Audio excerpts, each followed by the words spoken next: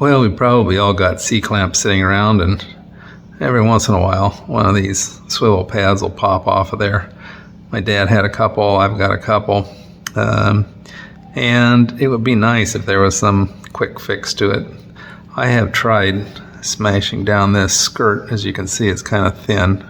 Smashing it down on here, putting it in there, and kind of pummeling it with different things, punch and chisel and what have you. And it stays for a while, but the first time there's a little glue on the board or whatever, and you back it off, it pops right off of there. So I'm trying to think of a more permanent fix. Let me go over some ideas I've had, and then we'll kind of pick one and go with it. I've thought about slicing this, again using my Dremel or whatever, slicing it across here, folding it over, and then tack welding it. And if I had a MIG or a TIG welder or even a brazing rig, that would probably work pretty well. I could probably get a really strong closure on this, but I don't have those. All I've got is an arc welder. So yeah, my arc welder would probably blow metal this thin, just completely away, just vaporize it. So yeah, I'm not going to do that. One thought has been to take this thing and cut it with a Dremel or other cutting tool, and then use my old trick of thread and epoxy and place it on here, crimp it down, and then wrap it. And I'd probably use JB Weld instead of just ordinary epoxy. But you know, you wrap it with thread and you coat it with the JB Weld, and you keep wrapping and putting on JB Weld. I don't think it would hold up to heat like when I'm doing welding. That's the only problem. But I think that's probably a good secondary solution. That's probably what I'd go with as my number 2 choice. If I could somehow get something like a washer, cut a slot in it so that it would fit around here but not pass over this, and then form it around this, make it a cup shape, then I could weld it to the beefier parts of the swivel pad, and that would be a forever fix. I'm digging through my can of washers, and I've got something that's kind of close. This hole won't pass through here, and this is steel. My original example here, this is aluminum. I can't weld aluminum, but if I could somehow force this into a cup shape, put that on there, maybe drive that down into a big nut or something that's, will cause this to form a cup shape, and I could put it around there, and of course put a cut through here. Yeah, so I think that's the direction I'm going. Well, let's see what happens. While I was going through my can of washers, I found a couple other things I hadn't considered. One of them is a casting or a freeze plug, they're commonly called. And yeah, this would work really well. I mean, this is the idea I'm going for with a washer. With a washer, I start out with a hole in the middle and I form it into a cup like this.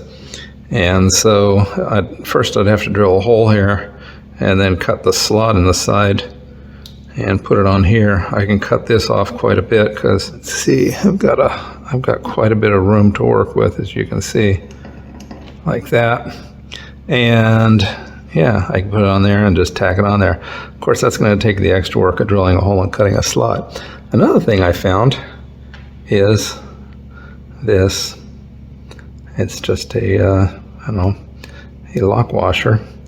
And if I split that lock cut, I can go in here, I can put that around here. I can cut off this upper part just like the other, get down to some more meaty metal and tack weld it around there. And it's frankly an easier solution because I don't have to drill a hole or make the slot or anything. It's all done for me. So I think that's what I'm going to go with. Well, we'll go do this and then we'll know if it's going to work or not. Something I learned a long time ago is when we're gonna open a split ring like this, you don't try to spread it out like this. You spread it like this. And that applies to whether you're working with something like a washer or a piece of jewelry, those split rings on jewelry. Yeah, it all works the same. And once it's in place like this, you just need to close it back up. I'll do that off camera since I've only got two hands. There we have our split washer on there, all nice and ready to go. It's not going to come off of there. And when we put our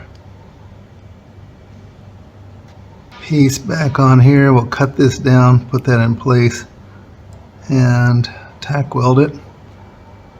Okay, so next step is to cut this off. Well, as you can see, I've got it ground off down into the thicker spot, and almost went too far with it. And now what I will do is I will probably epoxy this washer on in a couple spots, kind of tack it with epoxy to hold it, because it's going to have to be pretty precise. I want it to be centered nicely in there. And yeah, it'll burn away. The epoxy will burn away within the first couple seconds of the welding, but if I get the first welding tack in there, that won't be an issue. I'll start with the gap right there, of course, to make sure that the ring stays together under pressure, and then I'll just tack the washer and the pad together all the way around, and that should be that. And depending on how good my welding is, this will either be a success or a failure. It's all welded up, and the good news is that it's on there. It's stronger than the original design. The bad news is, well, it's my welding that's the weak spot, but even with that, it's still stronger than, it's going to outlast me. So that's all I need. Okay, well, that was it for this clamp repair. Hope you found it useful and interesting in your home DIY projects.